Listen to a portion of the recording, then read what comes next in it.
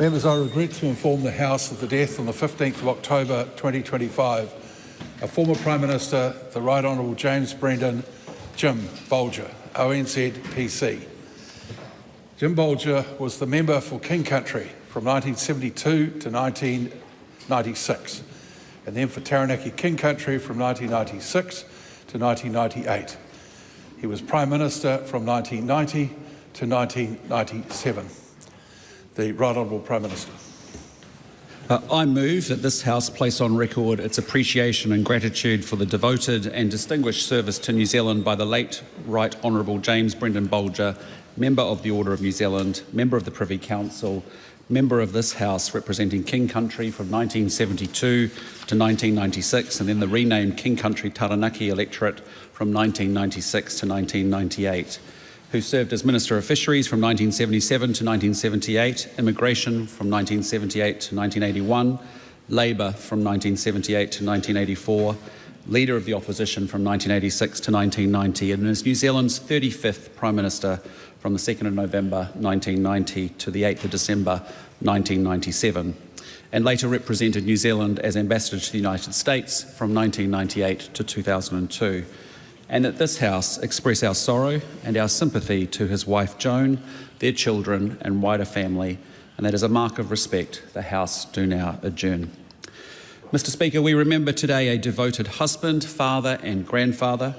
Jim Bolger was a farmer from Taranaki, a proud New Zealander, but most of all, in the context of this House, we remember a former Prime Minister whose innate sense of fairness helped him make the right choices at the right time for the right reasons.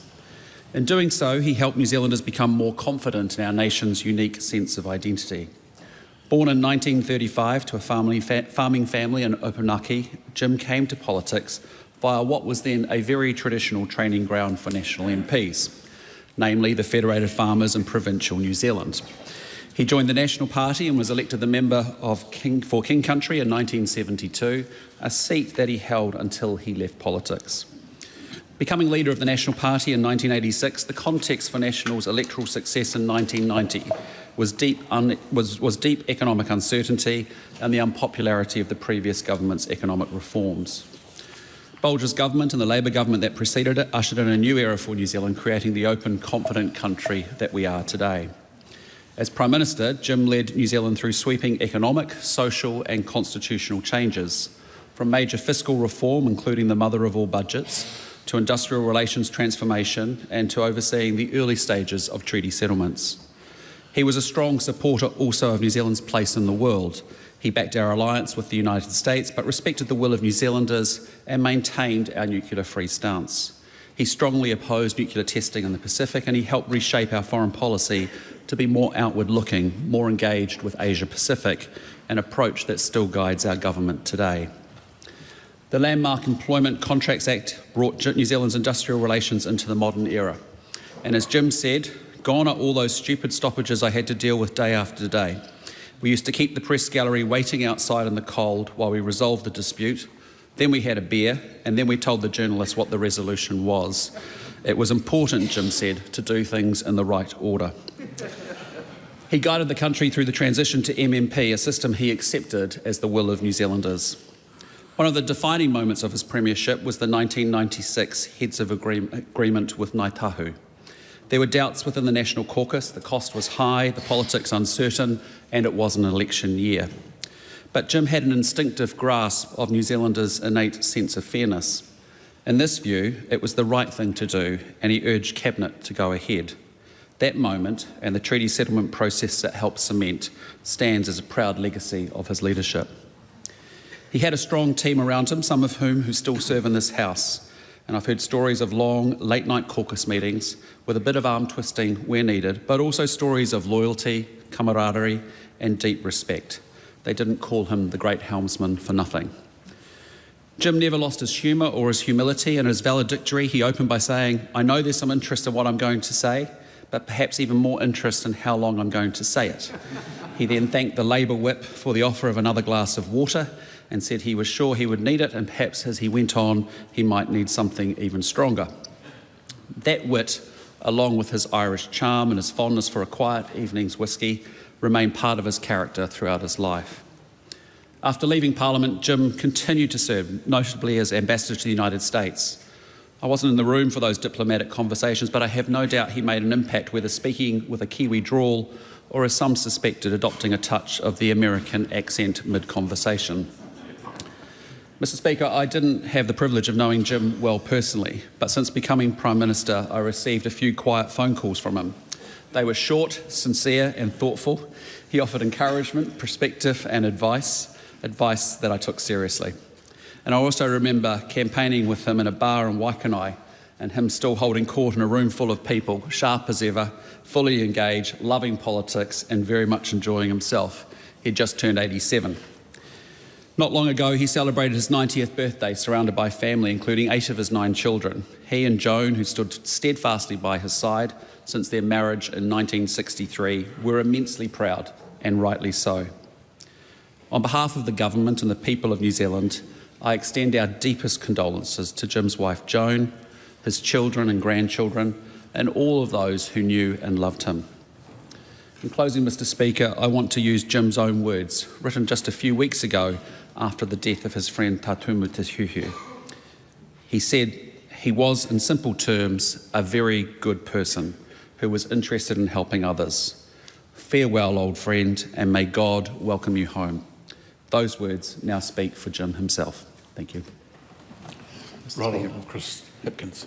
Te hei Māori ora, e te whare, kua hinga te tahi tōtara e te wao nui a tāne. Nō reira e Jim, o te Premier o Mua, moi mai, moi mai, moi mai rā. Mr Speaker, the Labour Party joins with the government in paying tribute to Jim Bolger, the 35th Prime Minister of New Zealand.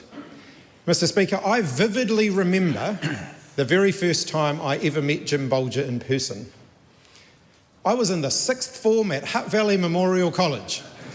Jim Bolger was the Prime Minister and New Zealand had just won the America's Cup. I was one of the lucky few students selected to come and be part of the official welcome reception for the victorious America's Cup team as they arrived home in New Zealand. And while everyone else was rushing around the room gathering the signatures of the victorious sailors, I was collecting the signatures of all the politicians. There were warning signs even back then, Mr Speaker. But I met Jim Bolger and he was incredibly generous with his time. He took a genuine interest in younger New Zealanders.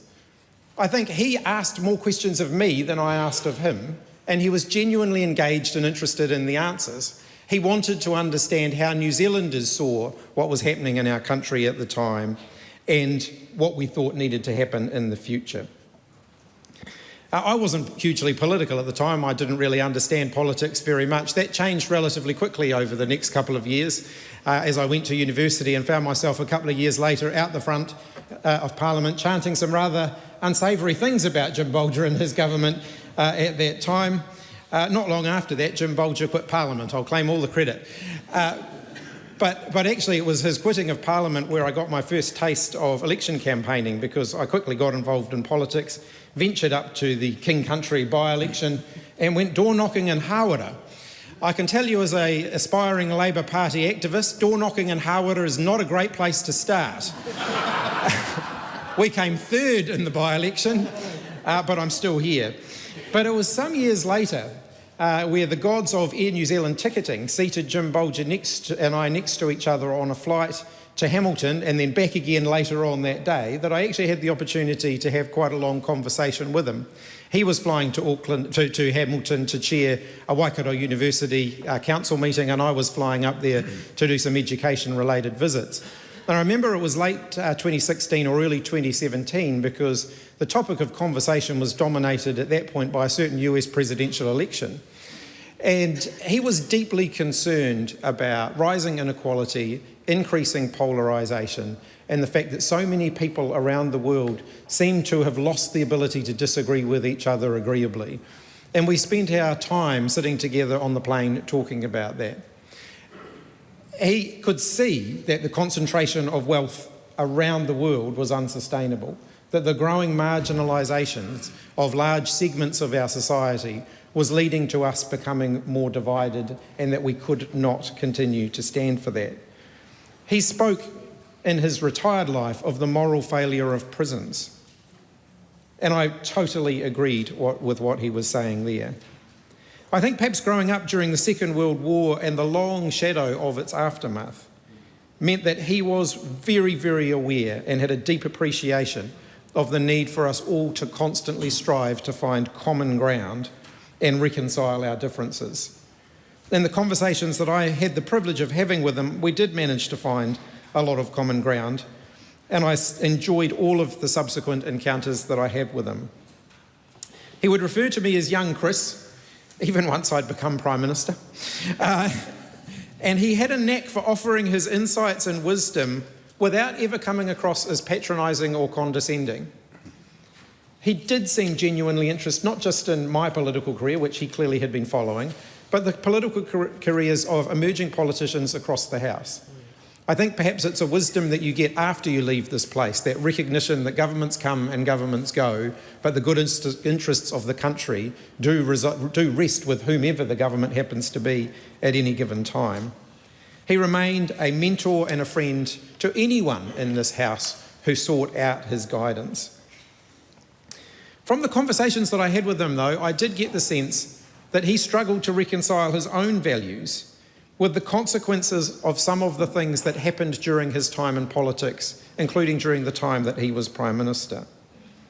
I've subsequently come to accept that that's a bit of a curse of all political leaders who happen to be in the hot seat during times of significant turmoil. It's perhaps the ones who don't wrestle with their conscience later on that we should worry about. Jim Bolger's life is full of contradictions. His government sold the Bank of New Zealand, and then he was the inaugural chair of the new government-owned Kiwi Bank. His government ushered in the Employment Contracts Act, and then subsequently he chaired a working group that led to the establishment of fair pay agreements. His government did more to weaken unions than just about any other, but then in his later years he lamented how small unions had become and the effect that that had had for working people. He sacked Winston Peters from his cabinet and then formed New Zealand's first MMP coalition with Winston Peters as his Deputy Prime Minister. A government that transpired to be remarkably stable, much to the frustration of the then Labour Party opposition. I do want to acknowledge Winston Peters today, the only remaining member of the House who served in government with Jim Bolger during the time that he was Prime Minister. I also acknowledge you too, Mr Speaker. Your first election victory was Jim Bolger's last election victory. I don't think we'll read too much into any of that. His passing marks the end of an era, but his impact on our nation and our politics will endure for many generations to come. His work to advance Māori and progress treaty settlements does deserve special mention. I know how much he's held in high regard on marae and with iwi up and down the country. In one of his last interviews, only a couple of weeks ago actually, ironically with a younger member of the Labour Party, he spoke of his concern that so many New Zealanders now seem scared of the word Māori. He reminded us that when Māori do well, we will all do well. He also offered a sobering warning that until the injustices of the past are addressed and Māori are thriving, we will never be able to truly leave behind our past conflicts. He grew up in Taranaki, was a farmer, and led as Prime Minister with pragmatism, often making tough decisions, but always with a clear vision of the country's future. He understood that the country is not just measured by its GDP or its trade figures, but by the health and well-being of its people. He believed in Catholic social justice, and I know that his faith was important to him. He was a Stoic, accepting that while no leader can ever choose their circumstances, they can choose how they respond to those circumstances. He had the Serenity Prayer hanging on the wall in his office. He was a staunch Republican. He turned down a knighthood on leaving Parliament. He advocated for New Zealand to make its own way in the world. I think it's a huge tribute to him that he was nominated for New Zealand's highest honour, the Order of New Zealand, by a government comprised of his former rivals. Outside of his time as Prime Minister, he remained deeply involved in public life, always committed to improving the lives of ordinary New Zealanders. Humble, dedicated, passionate, his legacy is woven into the fabric of who we are as a country today. I was reflecting that to some extent his passing bookends that of Mike Moore a few years back. Mike Moore was our last working class Prime Minister, leaving school with no higher qualifications. Jim Bolger remains our last true farming Prime Minister, also leaving with no higher qualifications. Both rose instead through their hard work, political nous, deep understanding of the lives of ordinary New Zealanders.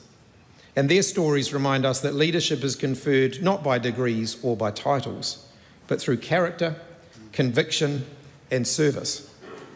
To his family, particularly his wife Joan and his children, I offer my deepest condolences. And to the many who knew him and worked alongside him and admired him, you can all take comfort from the fact that his influence continues to guide us and will continue to guide us in the years to come.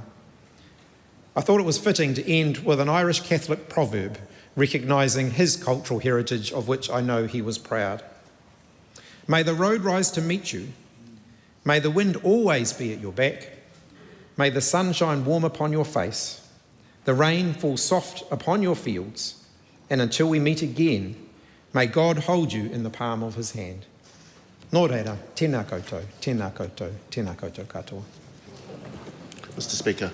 Tiano Tuiano. Thank you, Mr Speaker. Tai timu, tai pari. Tēnei te tangi mō tēnei hau tupua o te ao tōrangapū. Ko tōna waka kua tau ki uta, ko tōna waka kua tau ki tōna urunga, ko tōna waka kua tau ki tōna moinga, moi mai, moi mai, moi maira. Mr Speaker, on behalf of the Greens, I rise to support the motion and to support the tributes to the Right Honourable Jim Bolger. And in doing so, we understand that for the entire nation he was a Prime Minister, he was the great helmsman, he did many great things, but first and foremost he was a husband, he was a parent, and he was a grandparent. So Mr Speaker, we would like to acknowledge that he had a big whānau and was a koro many times over, and our thoughts are with his wife Joan, an Aotearoa community leader in her own right, who worked hard doing charitable work and public speaking. We also like to send our aroha to his children, Dan, Paul, Brian, Stephen, Bernadette, tēnā koe e hoa, Fiona, Rachel, Matt and Aidan, and his 18 grandchildren. He had a big whānau who will be hurting today, and I know that they will be missing their koro for many, many years to come.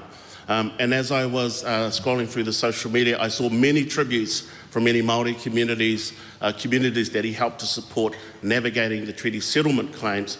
And as I looked at the size of his whānau, I had to think that perhaps his deftability in being able to work with many Māori communities, because he had his own iwi and he had his own hapu. And it is on that understanding I feel that that many Māori felt that as well. Mr Speaker, the Right Honourable Jim Bolger served as Aotearoa's Prime Minister for between 1990 and 1997. He held several ministerial positions, being the First Minister of Fisheries, the Minister of Immigration and the Minister of Labour. He was known for his intelligence and his strong debating and negotiating skills. He also wasn't afraid to work across political lines, chairing Kiwibank and working on fair pay agreements, both under Labour-led governments. And the Honourable Chris Hipkins did talk about a demonstration and a protest outside that was protesting against his government. I think I was there, except I was one of those ones that wasn't collecting signatures from politicians at that particular time. Mr Speaker, he oversaw some significant reforms, including the introduction of the MMP system, and acknowledging the Right Honourable Winston Peters from those times as well, and that cabinet as well. The resource management, as well as the first major Treaty of Waitangi settlements in Tainui and Ngaitahu. And I know that those iwi in particular, he will be at the forefront of their minds. He believed in te treaty, historical justice, and our collective responsibility to honour our founding agreement. When people questioned him on Waituru settlements, he responded by saying, because it is the right thing to do. I read that he reflected on his wife Joan, who attending school with children from Parihaka, and him attending an Opunake school next door, never learning the history about the land that they were on and what happened there at Parihaka, and advocated for us as a country to learn our history and own it, warts and all. And I think there's an important lesson for all of us there as political leaders as well, because we know that there is ups and downs in this particular place as well, but being able to navigate those different pressures and to come out the other side and at times reach out to the other side of the political divide to work on things like fair pay agreements shows the strength of the man. It also shows that even in his later years that people who are his friends and political enemies, may I say, would continue to reach out to him for advice. This is the mark of a truly remarkable person. And I want to just leave us with this quote, which I was reflecting on earlier today. And that is this, that we should teach our colonial history because we don't, and this is a huge mistake. You cannot know who you are as a society unless you know your history. Look out across the world and see the extraordinary divisions within societies. There are some messages and some lessons from his tenure in this place, but also the work that he did outside of Parliament. Nō reira, nā rongi tērā o nā kaupapa kōrero, e koro Jim, haere atura, haere atura, haere atura. Haere atura ki tō atua. Tō atua e nākau nui ana e koe, e hautu ana tō mahi ki roto i tēnei whare paremata o tira o mahi ki waho i te paremata. Waihotia mai nā maramara mā tauranga, hai aha, he kohina whakaro mō tātou tēnei reanga o nā kaitōrangapū, e kaha te whakatere i nā āhuatanga ki roto i nā puke o te moana. Moi mai, moi mai, moi mai rā. The Honourable David Seymour. Mr Speaker, I rise on behalf of ACT to join other leaders in support of the Prime Minister's motion honouring and acknowledging the life and times legacy of the Right Honourable Jim Bolger. As others have said, he was a man of a great family. Our thoughts are with Joan, his 9 children and his extended family, who we all know as politicians will have made great sacrifices in order that he could contribute to our country. Many people will know the history very well. The changes that occurred in the 1990s, bedding in and continuing a process of economic reform that brought New Zealand into the modern world. The reconciliation that occurred through the treaty settlement process, without which New Zealand today would be unimaginable, and yet it's so easy to forget how brave and difficult starting that process of treaty settlements would have been in 1992. Mr Speaker, he also presided over enormous constitutional change where the way that New Zealanders elect their representatives to this House changed and the structure of New Zealand politics changed with it forever. All of that history is well known. I myself am separated by 2 generations as a person and as a politician from Jim Bolger, so I don't have the richness of personal stories that others may be able to tell. However, this morning on hearing the news, I consulted with some who had served and worked with Jim Bolger for their insights into what that was like, what sort of man and what sort of politician that he was. And they said to me things like he was a person with a deep sense of the value of belonging, somebody who had a sense of fairness that could only be described as innate, somebody with a keen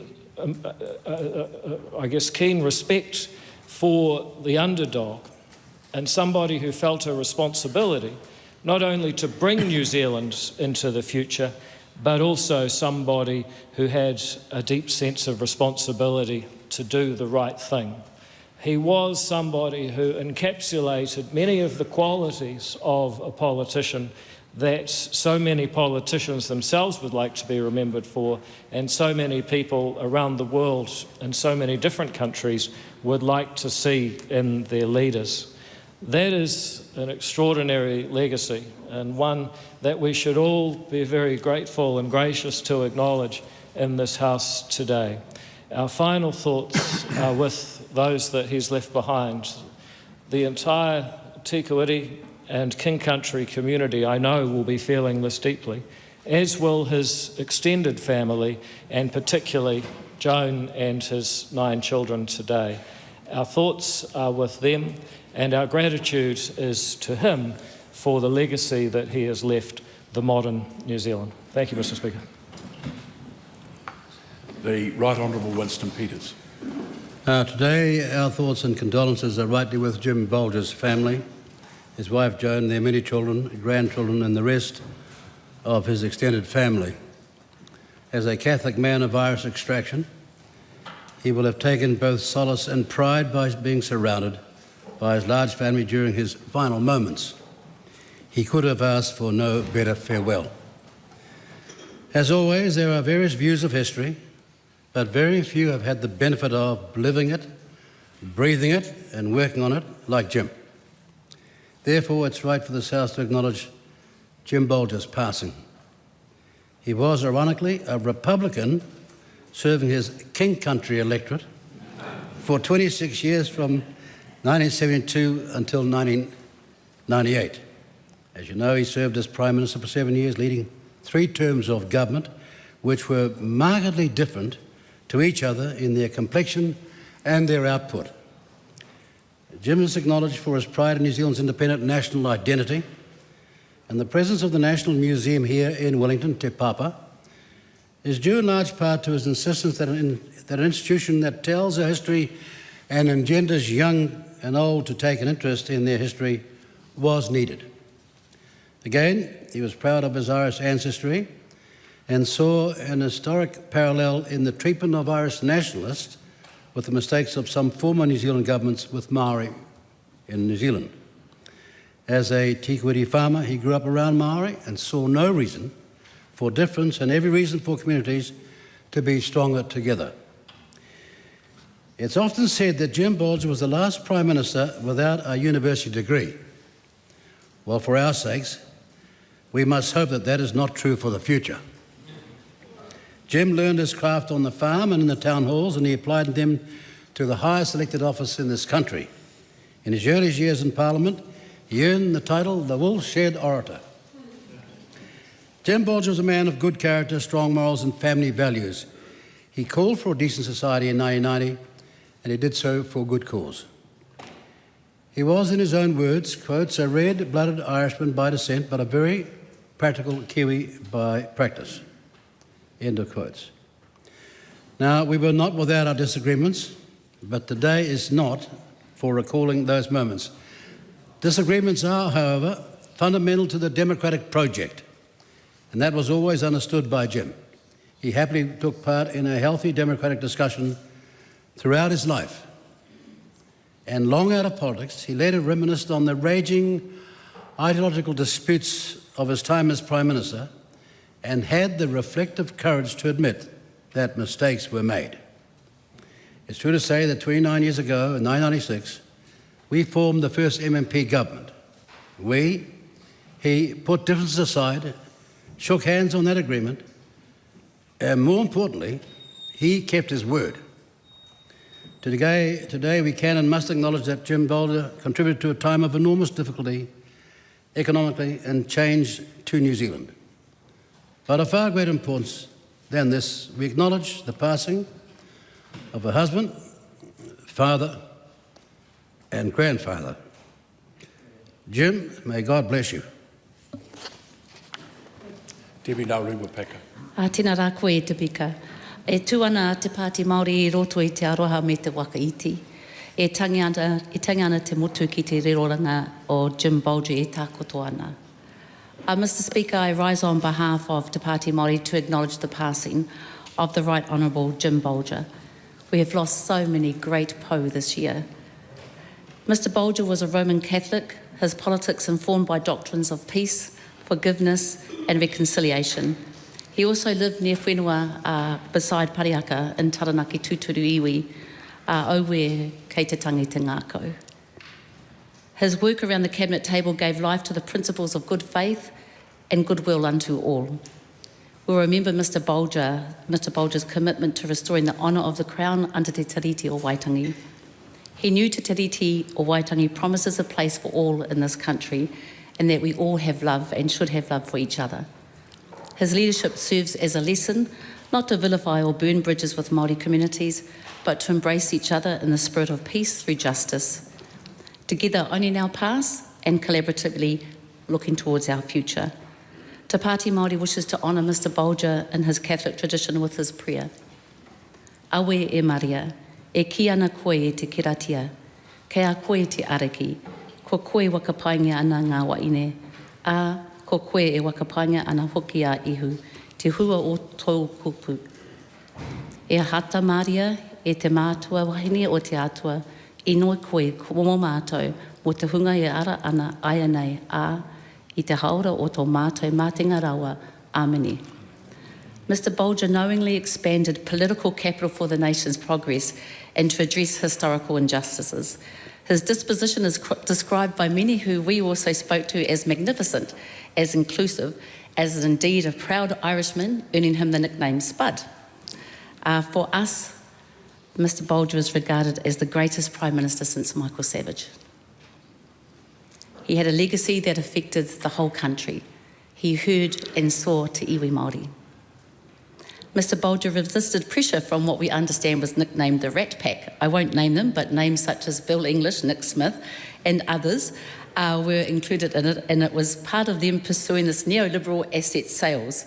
The people who rang us today to make sure that we were sharing some of their stories were part of government at the time, and the stories that they have to share talk about the actions, and indeed, as our previous speaker ensured that he knew the art and the dignity and the respect of healthy debate, and when it was time to make sure that we could find a way forward, no matter what your politics or parties were. This ensured that New Zealand, and the way that he was able to visionary fight for things, ensured that we actually have key national assets, that we protect as national sovereignty, and that we collectively protect today. Mr Bolger supported Doug Graham in signing historic treaty settlements with Waikato Tainui and Ngaitahu. Tuku Roirangi Morgan Rangatira said that Jim Bolger leaves a legacy in the treaty settlement space that will remain unsurpassed. He modernised the whole process of reconciliation in an effort to bring Aotearoa and New Zealand closer together. In 1995, the people of Pariaka also were met and included by this wonderful man. He had the highest ideals of humanity. He acknowledged Pariaka and its peace and its justice, and that tohu and tawhiti were way ahead of their time. He also made comments that are in bed and will remain with Pariaka for as long as we are alive. He acknowledged that peace and justice in New Zealand should be honoured. That is the legacy of Te Tiriti. He remarked that we cannot build a nation on myths of equality that ignore our history, and history delayed must still be history delivered. Te Pāti Māori offers its deepest condolences to the Bolger whānau.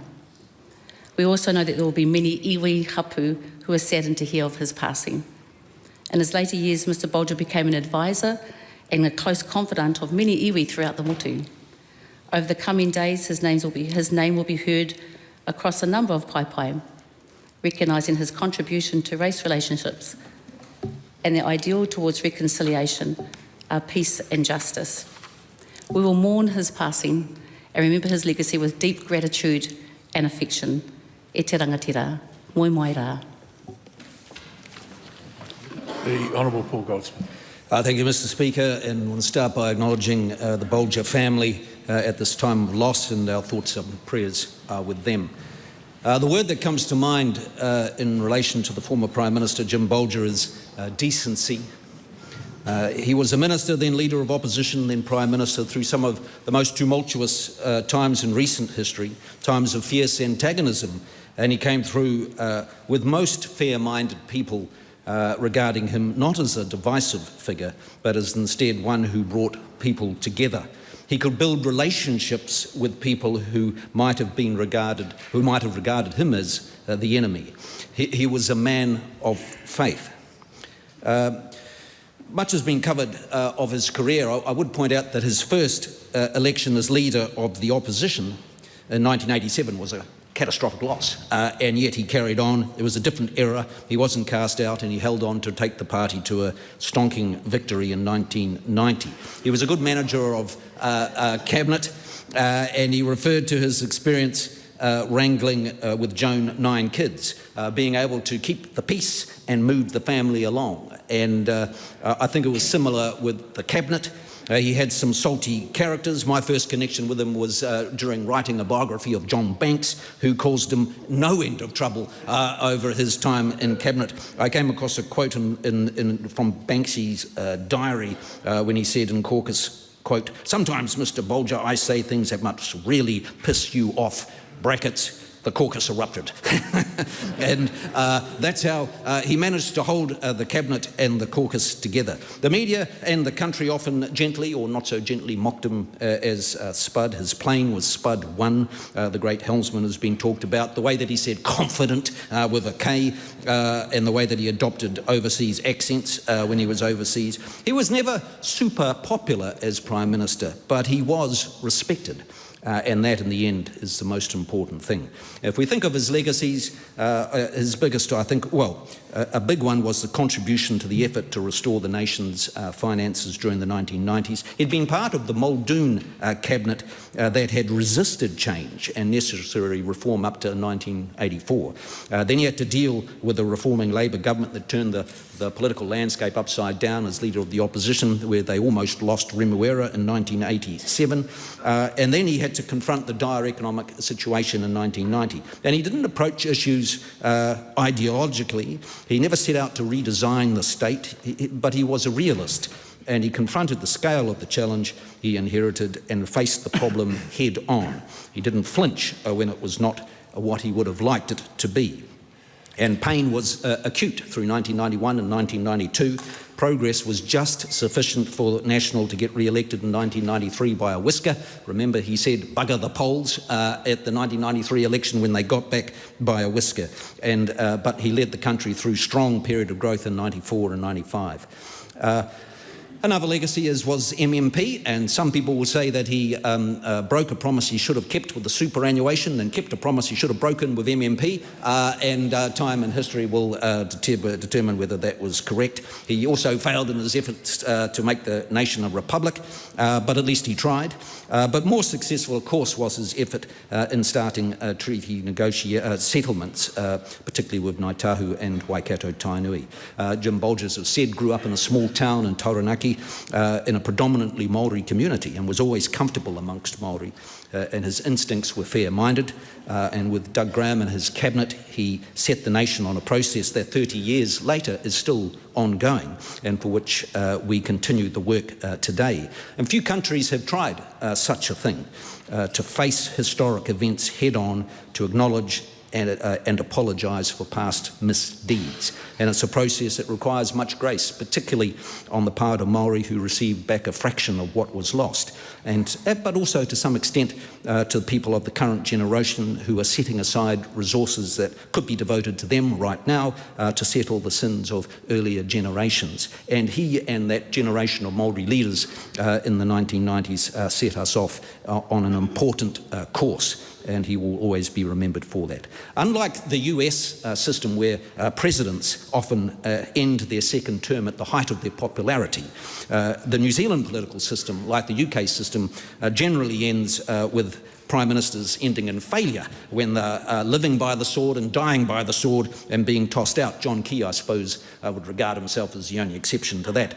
Jim Bolger fell to a coup, but after the dust settled, he no doubt understood that he had achieved a lot for the people of New Zealand. He was the great helmsman, and he took his turn at the wheel and steered through many squalls confidently and competently, and we wish him, his family, all the very best.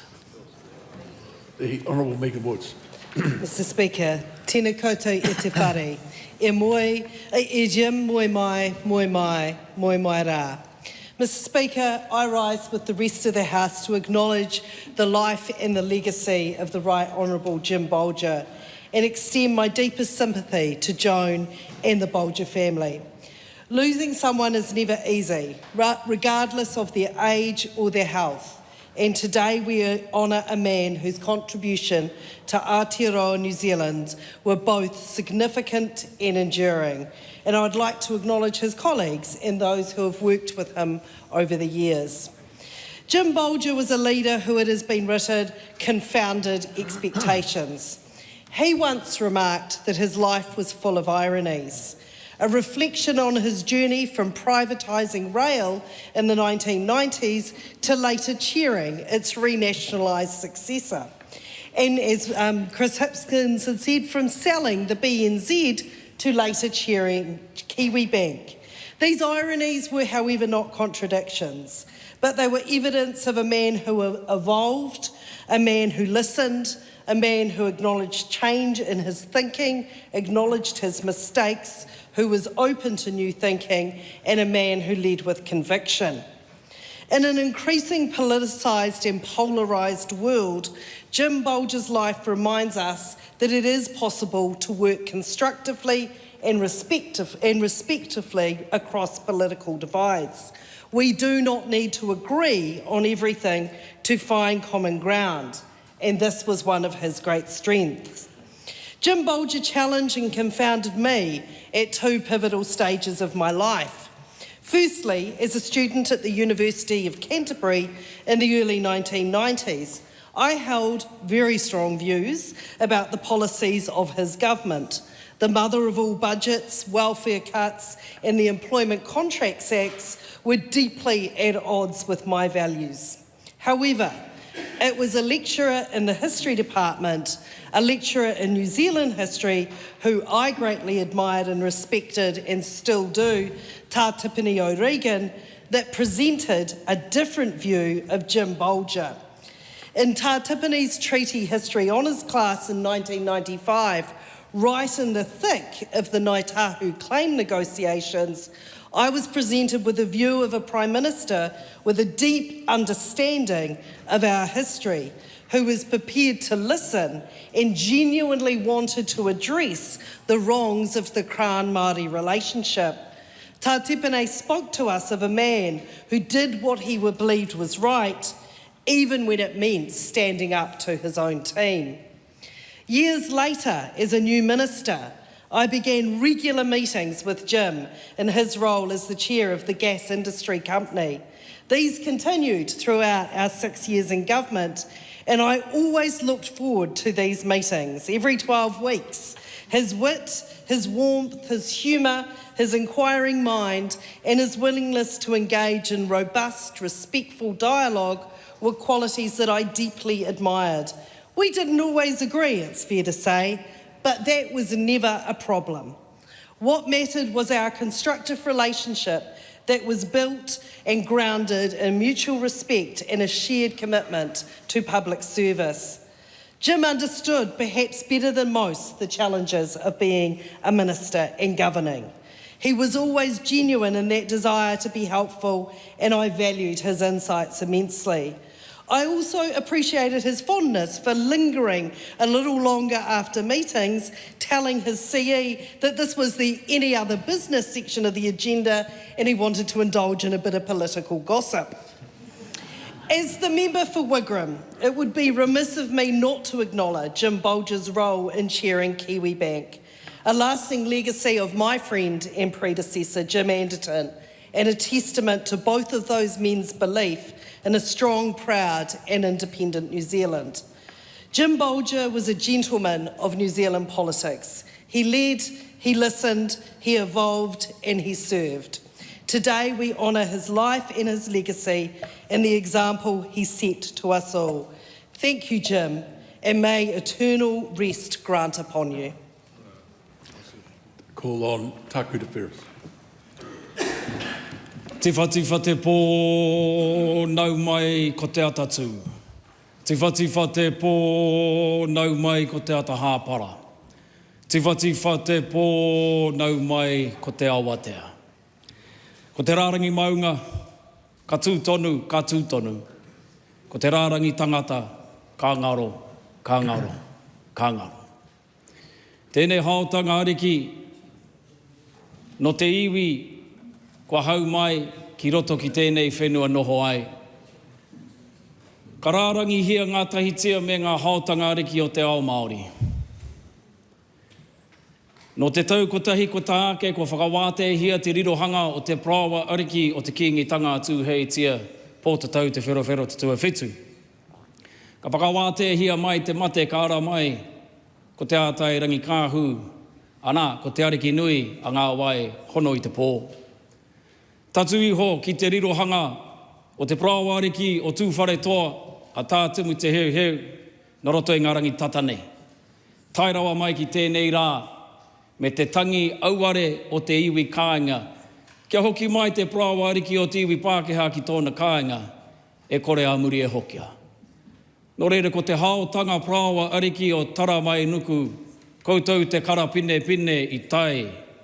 Kau teretia ngā tai o rua mano, ka eke ki tua, ki te otinga o te tangata. Tēnei o ngā rangatira, whakatauri te hia nei ki te prawa ariki me tōna haotanga ara kia Jim Bolger, Premier o mua o Aotearoa. Haere, haere, haere atu rā. Haere atu rā i roto i ngā whakaritenga, i whakarite hia mai e o mātua tipuna, ko ia he kautanga mou e kake ai koe ki te pāma maotanga o tipuna. Me taku whakaronga ake o tipuna, i rere iho mai tō rātou kāinga, i āerehi kia tai rāno mai ki tēnei whenua noho ai. Me te kāinga ia, nāna koutou, i āta tāwharau ki te rau o te aroha, ana, no roto mai o raho tū. Ki te huinga whenua o te parihaka, te nohanga rā, a tohu kākahi, rāua ko te whiti o rongo mai. No taua taki wā, te tahi momo o te iwi Pākehā. He iwi Pākehā kua mārama ki ngā upehitanga, ki ngā nuku hanga, me ngā taimahatanga kua pīkauria e te iwi Māori no roto mai o Taranaki, o tirā te iwi Pākehā no roto mai o Taranaki. Taku te tiro me te tauira, i whakatauira hia mai e Jim Bolger i roto i ana tau, i roto i tēnei tūranga matua o te motu, he ata whai te tahi tangata ki te tahi tangata. He ata whai te tahi iwi i te tahi iwi, me tana whakatū i te tauira mo te hāpai i ngā mana e rua o te tiriti o Waitangi. Ngā tauira i kitea e au, i au e tipu ana, he tai o hinoa, ko taku titiro atu ki aia me ana mahi, whakatau i ngā kreme tiriti o Waitangi, i roto mai te hao ika, me tana atawhai i te wāhi ki ngā iwi. Tana āta haere, me tana manaki i te tono o Waikato Tainui. Tana hāpai kawe rangatira mai i tana kuini. Ki konei ki roto o Aotearoa, kia hui tahi me te kuini o tēnei whenua i a te ātairangi kāhu. He tauira e kore e ware tia e te iwi Māori. He tauira me kore e ware tia e tēnei whare. Me pēhea nei te atawhai te manaki i te mana o tētahi taha o te tiriti o Waitangi, i te mana o tētahi taha o te tiriti o Waitangi. Ko ia tērā ko te whai, ko te kai, whakakotahi i te motu. Noroto mai o na mana e rua. Nā wai rā ka whai wāhi ko te katoa ki ngā painga i wawatahia e ia i roto i ana mahi. Nāna te tauira e hika mā. Nō reira hoki noa e nei mihi kiaia. Te Premier o te motu o tira kia uta ko ngā manakitanga ki runga ki tōna whānau.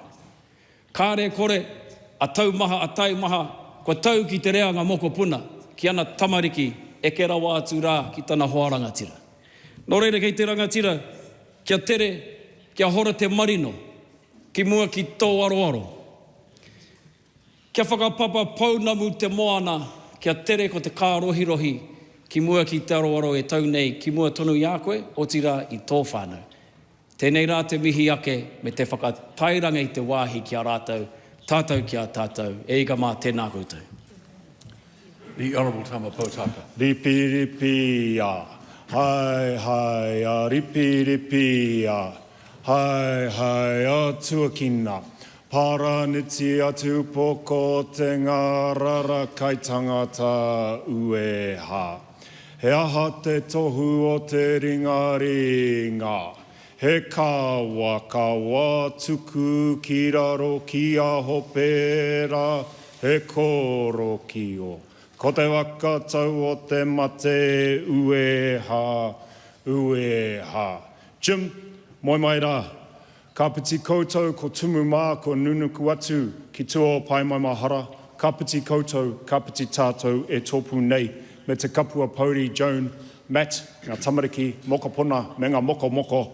Tēnā tātou me tēnei kapua Pauri, ko unei ki rungi a koutou, ki rungi a tātou i tēnei wā. When we talk about leadership, we often look to the beehive, to the house, or to the halls of power. But for Jim Bolger, leadership began in a far simpler and more humbler place, at Tanamu, often referred to as Opunake, the home of many legends, particularly Wiremu Matakatea, Peter Snell, and my mother. Places around there like Waonui and Oio, Hukanui or Manaia, named after Hukanui Manaia, and others in the grandiose Surf Highway 45. Some people, like our hat-wearing friend Rawiri, talk about State Highway 35, but Debbie and me were Surf Highway 45, and that's where Jim Bolger was from. Those small coastal towns where he was brought up, Opunake and Rahotu, beneath the gaze of Taranaki Maunga, shaped a man who would go on to lead a nation, a man of respect, a man of responsibility, a man of redistribution, a man of relationships, a man of reciprocity, a man of mana. It's also a town and a village, Rahotu, just down the road from Parihaka, the location of some of the Crown's most egregious and vicious behaviours against our people in Taranaki, the suspension of habeas corpus and various other measures that symbolise the rule of law. This is a rich symbolism given the achievements and the attainments of Jim's contributions in public life, and today I celebrate his conviction, I celebrate his devout determination to serve in the interests of all New Zealanders and to go forward together. So Jim told me that he was nominated for the National Party candidacy in the King Country in 1972. He was very late for his nomination, and he was one of six, one of whom was my wife's grandfather, Brian Jones, the son of Peter Urunui. And he won that nomination and went on to serve. His maiden speech, of course, spoke of the great reassessment facing the world, recognition that progress must serve people, not just economics. He saw beyond that partisanship, calling for a balance between growth and human well-being. And of course, that same clarity would define his approach to Te Tiriti o Waitangi, the Treaty of Waitangi.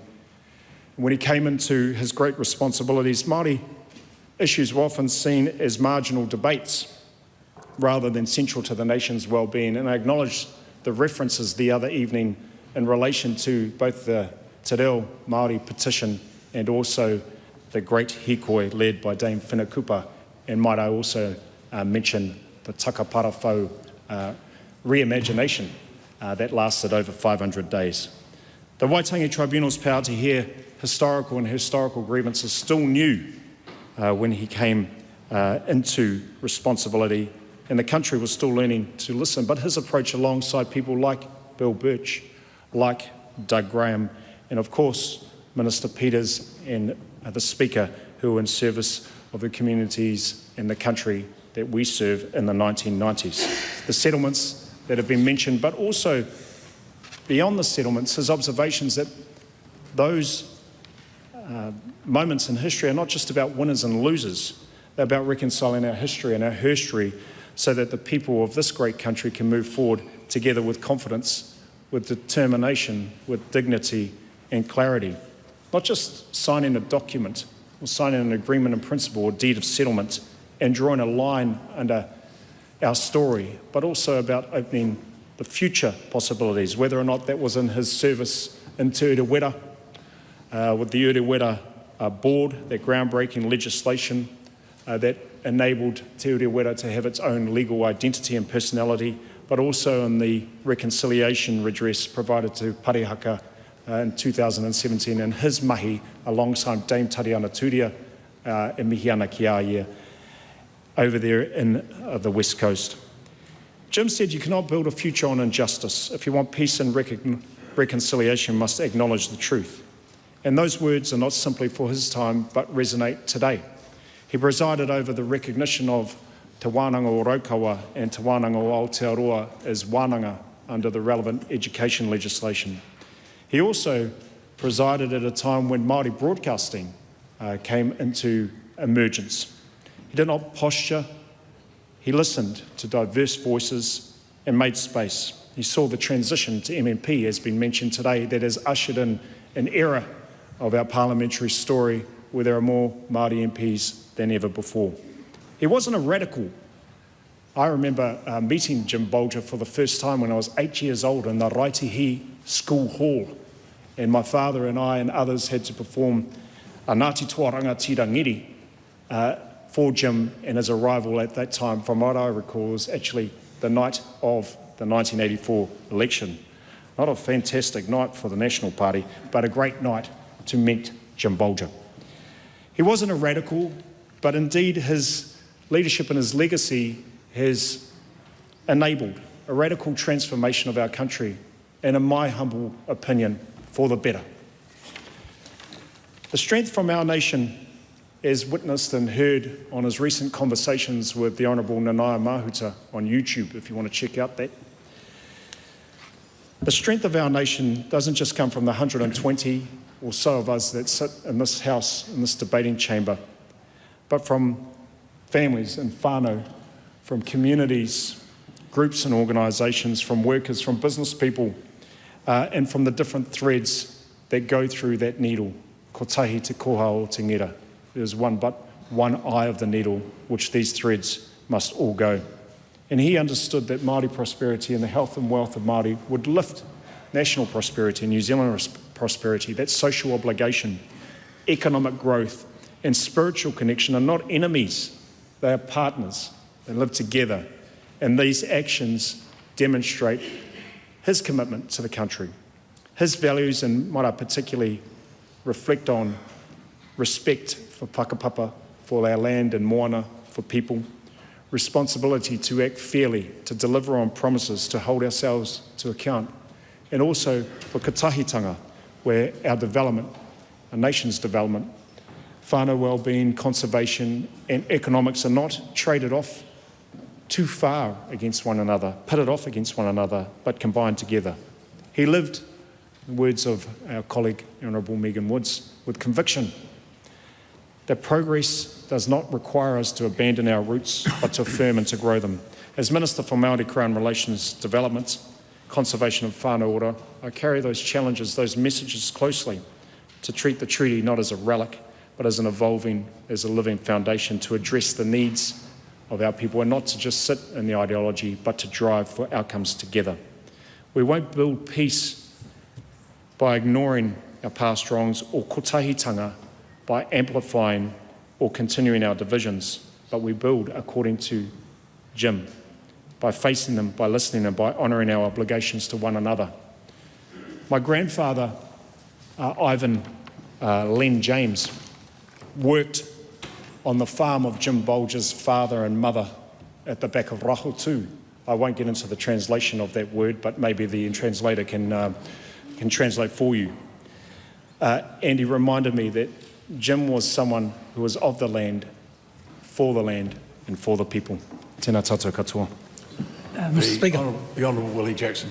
Kia ora, Mr. Speaker. It's an honour to pay a tribute to Jim Bolger, Mr. Speaker. I think one of the things that's been also wonderful listening to all the kōrero today, but one of the things I think that's been missed in the kōrero is, with respect, is that Jim Bolger, I felt, had an incredible wit. He had great, as you know, Mr. Speaker, he had great humour. And the last time I saw him, I was always like to get up to him and have a bit of a chat. And I said to him, you know, when we were in the union movement, Jim, we hated you with a vengeance, you know, like we hated your guts. And he said to me, Willie, tell me something new. Tell me something, I've heard it all before. And I thought, oh, okay. Well, I've got something new for you then, Jim. When we were in the union movement, a number of us younger guys had all sworn that if we saw you on the street, we'd punch you right between the eyes. And it was either you and Muldoon. He laughed his head off, Mr. Speaker. He said, is that your Māori or Pākehā side coming out? I said, definitely Pākehā side, Mr. Speaker, definitely Pākehā side. So I remember him with all this wit, and people talk about him being such a contradiction. I mean, he destroyed us at union level. The Employment Contracts Act, there was a time, as you well remember, Mr. Speaker, when you joined a job, you joined the union. There was no option in those days. I love those days, I love those, bring back those days, I say. Young union, I was a young union official, militant, and then this bloke Bolger turned up, and he was the Minister of Labour. Oh man, we just, and in those days, Mr. Speaker, you thought the Hikoi March, that was huge, as we all know. There were marches to rival those Hikoi marches. As Bill Anderson, Ken Douglas, this was the union movement at the time, we all swore that we'd get to Bolger. But we were all unsuccessful, as you well know. As you well know. And I just thought one day, if I ever catch up with this Mr. Bolger, one day I did. And I was in a Jim Anderton Labour government. Jim, for some reason, he sort of had a bit of a turnaround, Mr. Speaker. He became our chairman of Kiwi Bank. He became, and later on, we're talking about someone who oversaw the fair pay review. And I said to him, I didn't think you were the same bloke. He goes, I was always the same bloke. I'm Jim from Tikawiri, where your mother was born, Willie Jackson. Where your mother was born. And so, those sort of reminders, his sort of style, it really showed you that someone could cross over, and he is a person who crossed over, as we've heard today. And I want to say to everyone, it's great when we hear this type of kōrero, because in my view, Jim, and I've heard particularly from Te Pāti Māori, I love some of that kōrero coming out, you're talking about the most significant and influential national leader of the last two generations with regards to Māori and race relations. And I want to mihi to him in his whānau today, to his beautiful wife Joan, to his daughter Bernadette, who worked with us when we were ministers. Wonderful, wonderful family. And as he said, it's the Irish and the Maoris, Willie. There's a connection there. And I have to agree, but it was fascinating. I think it's a fascinating life to watch how someone, and what a life, come from, who would have believed that someone who left school with no qualifications, 15 years old, goes on to become the Prime Minister and the leader of the National Party. We want more of those sort of people in the National Party.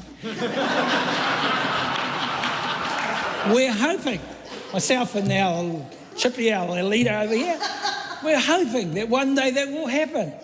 But he was, I just, such an opportunity today to mihi to him and his whānau and his contribution, Mr. Speaker, because his commitment in terms of te ao Māori has to be remembered. His courage has to be saluted. And I think all the speakers have done that today. All the speakers have done that today. And it was courage, Mr. Speaker. And I heard Goldie, or Minister Goldsmith, I should say, talking about it. It was not an easy time back in 96, 95, 96, to actually bring the treaty settlements together. We can sort of kid ourselves that, everything's wonderful now. Tipane's got $2 billion in terms of Ngāi Tahu and Tainui's flying. Māoridom were protesting in 95, 96. Like you would not believe, Mr. Speaker. My uncle Sid and Moana Jackson were leading a lot of that protest in terms of what the government was doing. But the Prime Minister held to the principle that justice had to be redressed. had to be settled. And although 2% of a settlement or of a loss didn't really go to where it should have done, because I heard Megan Woods talking about Ngai Tahu. The Ngai Tahu settlement was worth $16 to $18 billion. That's what the economists told us, Mr. Speaker. And they settled for $170 million. They settled because of the leadership and innovativeness of Tipene. They settled also because of the strength of Jim Bolger and Doug Graham and a national government who I think and who Māori believe should be remembered and should be saluted. And that's a lot coming from me, Mr. Speaker, I tell you. But we remember that time well.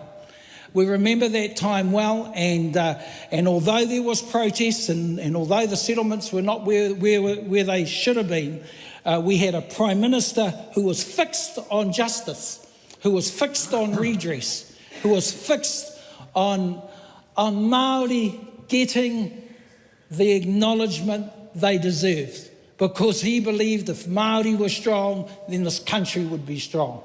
And I salute him, Mr. Speaker. I salute his courage, his whānau, his people. He honere nui tēnā no tātou katoa. Kia ora. Mr. Speaker. Barbara Kuriger. Thank you, Mr. Speaker. It's a privilege to stand in the House today and speak as the current Taranaki King Country MP on the death of James Brendan Bolger. It's been a very sad and difficult week for the King Country. The heavens have opened this week. There have been 5 roads at least closed and devastation in our community, and one can't but help whether this is significant, followed by the death of our previous Member of Parliament and Prime Minister. For those who have walked through the street of Te Kuiti in recent years, you may have seen the Legends Gallery on Rora Street. And the Legends Gallery is testament to 6 legends. Te Kuiti, we call it the town of legends. It's also the sharing capital of the world, Mike Butterick. So we have 6 people who we really hold in high esteem. Dame Rangimari Hetet, Les Munro, the dam buster, Jim Bolger, Koro Wetere, Colin Meads, and our one living legend who is still alive, David Fagan. So those are our local legends in Te Kuiti. There's a history with the Taranaki King Country electorate. Jim Bolger was elected to Parliament in 1972, as you've heard today. That was my last year in primary school. There has been one Member of Parliament between Jim Bolger and myself, and that was Shane Ardern. So for 53 years, the King Country has been represented by the 3 of us in various formats before and since MMP. But the one significant thing that may not have come to most people's attention is that we all went to Opunake High School. All 3 of us. Probably a coincidence, but something very special that we share and something that the school is very proud of. The other thing was that Jim Bolger and I both were members of Rahutu Young Farmers at different times. We were in debating teams, obviously at different times, but he was a great mentor to the young farmers who came along post his time. He really, all of his life, he has been a contributor to society. And I can remember as a young married couple and with our young family, we hosted a potluck dinner for the Prime Minister, Right Honourable Jim Bolger, at our house in Oanui. And that was when the Taranaki King Country electorate came all the way round to where David McLeod is current electorate is. You know, that was a significant event, and little did I know that a few years later that I would be, he would be one of my predecessors as I then stood for Parliament. What is also little known is that my husband Lewis has an auntie Anna, who was married to Pāti Bolger, who was Jim Bolger's brother. So in a way, Jim is whānau.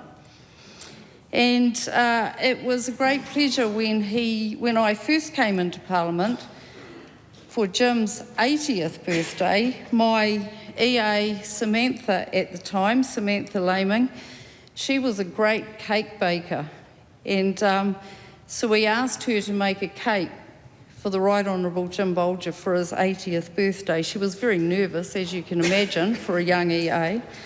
So I ring Auntie Anna and I say, we're going to decorate a cake for Jim. What do you think, how should we decorate it? And she said, I think there's two options. One, you can either make it in an Irish theme, or the other theme I would give you is don't fence me in. We ended up making it in the shape of a leprechaun hat and made it very Irish, and to Samantha's credit, it was great. We took it up to the 19th floor of Bowen House, to Chris Finlayson's office, and we had coffee and cake, and it was a wonderful occasion. It's been a pleasure to be in the electorate. Jim is held in high esteem. I had his desk for quite some time, and we did ask him if he wanted it back, and it is now with Ko Waiao, which is a whānau community support group, a non-profit community organisation, which is very fitting. And it's really interesting, somebody sent me this little box a few years ago, and it was presented to the Right Honourable James B. Bolger, Prime Minister, on the occasion of the launch of the Hellenic New Zealand Congress, Parliament Buildings, September the 2nd, 1995. And they said, can you find a way to get this back to Jim Bolger? And I said, yes. I picked up the phone and gave him a call. I always appreciated his phone calls, and I knew I could pick up the phone and call him when I needed to too. And I rang him and he said, Barbara, I think I have enough things at my house. I don't think I need to collect any more things. He said, you can hold this and you can look after this for me. So he was, he's obviously a very well-respected man, and I will say in the comments today, from Debbie Naruwa-Packer and Tākuta Ferris, I went to Opanegi High School, as I mentioned, a number of years after Jim Bolger, and we didn't know much about parihaka when I went to school either. So it was a sad history, and I'm really glad that people like Jim Bolger has been able to contribute to where we have got to today, and may we continue in his legacy. And the last thing I just want to do is to wish the very best and pass on my regards to his wife Joan and his family. All his family are contributors. When Jim left Parliament, he didn't stop contributing. He was contributing right to the point where he just couldn't contribute anymore. So rest in peace, Jim Bolger. You can be sure you will remain a legend in the King Country, and we will never forget you. Thank you. Speaker. Tim Costley. I'm going to miss Sir Jim, and I know he wasn't a fan of knighthoods, but when we met, I told him he'd been Prime Minister for 7 years, and I was going to call him Sir. We compromised on once a day, and so that's my one done. Jim grew up on the farm in Taranaki, just down the road from my mum's family. And I first met him actually at my grand's funeral. He'd been a bit busy during my teenage years running the country, but I remember thinking it was pretty cool that just recently retired Prime Minister would turn up to my grand's funeral. But the thing I learned about him, and Joan to be fair, is that they always took the time. If Mum or Uncle Brian were in town, they'd take the time if I was calling in to visit, but I had the kids, it was never a problem. They would take the time, a cup of tea, if it was after 3, maybe a glass of red wine, a loan of the tractor, of the trailer to take the green waste to the tip. In fact, when I was overseas with the Air Force for a few months, he got in touch suggesting that maybe he should go around and take all my green waste to the tip for me. I said there was no way I was having a former Prime Minister turn up and take my green waste to the tip. And I got home and saw how much there was and regretted that. But he was always making time for others, whether it was local events or both of my election nights. In fact, the last election, he'd sent me a message saying, look, he had all the family around, he wouldn't make it to our function. But Joan tells the story that, you know, an hour in as the results were coming in, he stood up and announced, right, we're off. And they came down and joined us at the Waikanae Bowls Club, and very fond memories. They were always making time for others. Still active right up until the end, helping our council, helping community groups, helping the local Catholic church, still enjoying frequent visits from the media. I'm not sure we always enjoyed them, but he certainly did. Good friend Chris Bishop was reminding us this morning that when he and Nicola came to run a public meeting with me just a few years ago, after they'd finished speaking, there was the usual Q&A. I don't know, maybe 5 minutes into the questions, Jim came to the front and gave what, with all due respect, I would now reminds me of committee of the whole speeches, because it wasn't really a question, there was no question mark at the end of it, and it went on for quite a while. But eventually the questions did start, it's just they were from the floor, not for Chris or Nicola, they were for Jim, and he was away. And do you know, I think most residents on the coast have been to a business breakfast or a public meeting that's been hosted by Jim. A lot of the time he hadn't been invited to host them, but inevitably that's where things ended up. But I just, you know, I think for people, and maybe my electorate has a slightly older average age than many, but I think they just shut their eyes and it took them back to the 90s. And while we joke about it, I think they felt safe. I saw how deeply respected he was and how deeply loved. There are many who will feel this loss far more keenly than I. I think of Joan, perhaps his greatest accomplishment in his 90-plus years. They were an amazing couple. In fact, when they found out one night that Emma, my wife, couldn't come with me to a National Party function, no, they were sending around the Bolger grandchildren to babysit. And from there on in, we were never short of babysitters. I'm not sure Emma appreciated losing the excuse to not turn up as much as Jim and Joan intended. But they always made the time. And you know what? He was still blue to the core. Sometimes you had to scratch a little further, as we've heard in his later years, but he was blue to the core right until the end. The phone rang late on a Saturday night, just a couple of weeks ago. And I said to Emma, I'm not answering it, it's way too late. And then I saw whose name was on it. Okay, I'm answering it.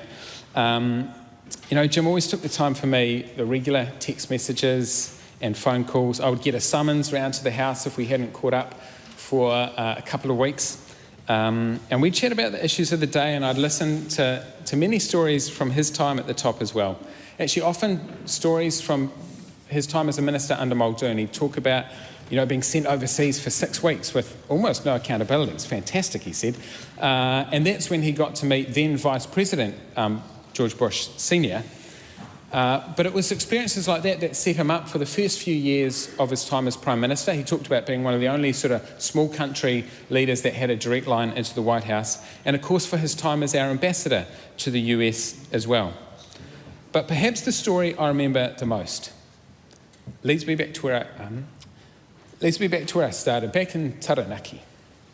And he talked about, and I think it was 96, when people came to him and said, you know, what are we calling Mount Taranaki, or as it was then, Mount Egmont? You have to decide, Prime Minister, what's it going to be? Are we going to change from Egmont to Taranaki? And Jim, in I think his deep wisdom, said, just let people decide. If they want to call it Egmont, call it Egmont. If they want to call it Taranaki, call it taranaki, but he could see the culture shift that was happening, and there was not just that deep wisdom, but that strategic patience in that. And I think it has been proven right 3 decades later. Jim knew that people needed time to adjust, that you can't force instant intergenerational change on people. It doesn't work.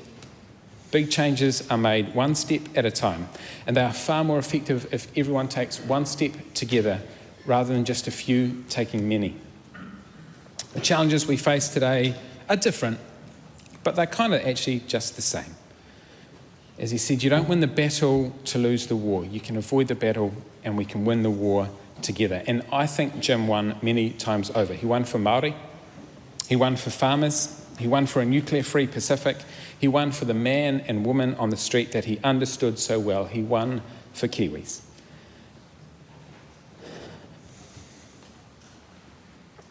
He was a leader. He was a leader that preferred to make the right decision over the popular one, who was willing to wait for the best outcome, not rush into the wrong one. And I think as a result, maybe he's one of our more underrated leaders, but also one of our more respected ones, both because of his values and because of the values that we all held as a nation. And perhaps there's a lesson in that for all of us.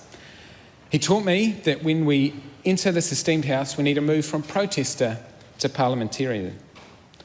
That to be a true statesman and a leader takes patience as well as persistence. It takes grace and gravitas, conviction and compromise. It's not just about tearing down people in this house, but building up all of those that live outside of it. And so when I look at Mount Taranaki, I remember that Jim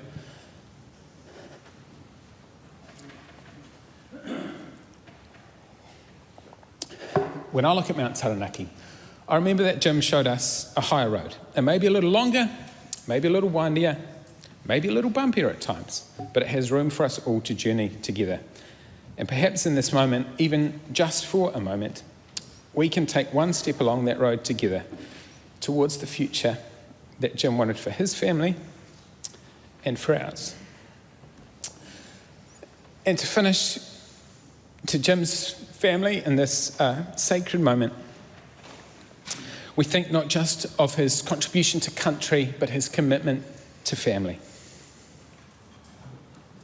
Right back when you were all squeezed into that station wagon on those long drives home, and we send our love to all of you, and there really are a lot of you. But we send you our love as we mourn your granddad, your father, and your husband. Rest in peace, Jim.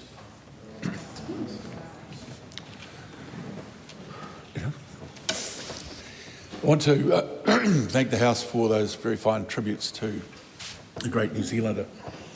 And if the House will indulge, make a few comments of my own. I first met Jim Bolger in 1987, and through the subsequent years saw him at many party functions and was a great admirer of his. He came to a campaign function for me in 1996, and perhaps demonstrating the sort of gentle Irish charm that he had and the warmth that he exerted. When meeting my mother, who was only 5'3" and a very, very petite woman, looked at her and said, "How on earth did you end up with a brute like that?" He was in his time a great parliamentarian. He offered a lot of advice to young members when they came in here. We were only with him for a couple of years, I have to say. But one of the things he said is that yesterday doesn't have to be today. And so many of the tributes today, I think, have indicated exactly how much that thought process was guiding him over that period of time. I do want to thank everyone for mentioning Mrs. Bolger. She was his rock for such a long period of time. And he delighted in telling people the story of how they met. I won't go into that, that's for someone else. But what I can say is that when I heard that story a number of times, the joy in his eyes was no less for each time that he told that story. And I think that wonderful partnership is something that the whole country should celebrate And I do offer condolences to Joan and to the family for what they'll be feeling at this time. I think I have to say too that Jim Bolger loved convivial situations. He loved gatherings of people. He enjoyed, as any true Irishman would, the opportunity to be with other people. And I recall that shortly after the formation of the 1996 government, Doug Kidd invited a number of senior ministers and members to the Speaker's Lounge for ongoing discussions, which you can imagine involved a lot of, well, basically they loved their whiskey. And Doug pointed at me and said, "You come too." So I did, but I found out I was only there to be the waiter. And I was quickly dispatched by Jim Bolger to go and find Ian Revel, who played a guitar. And he said, "Get Revel, get his guitar, get him back here, we're going to sing some songs." He loves singing. And it's interesting you mentioned that song, Barbara. He did a 3-chord version of "Don't Fence Me In," something that I'll never forget. And then a number of Irish songs. But then he dragged everybody out onto the balcony just outside the Speaker's Lounge, drinks in hand, some smoke ascending above their heads, and then led the group in a resounding rendition of Danny Boy. And you just think to yourself, could a Prime Minister do that today? I'm talking about the whiskey, Chris. Yeah. The reality is that he was able to be himself with those who he worked with, and too often I think we have to hide that away because of the malicious nature of social media these days. So we have lost a great New Zealander, no question about that. He was a man of deep Catholic faith. May perpetual light shine upon him. Rest in peace, good and faithful servant.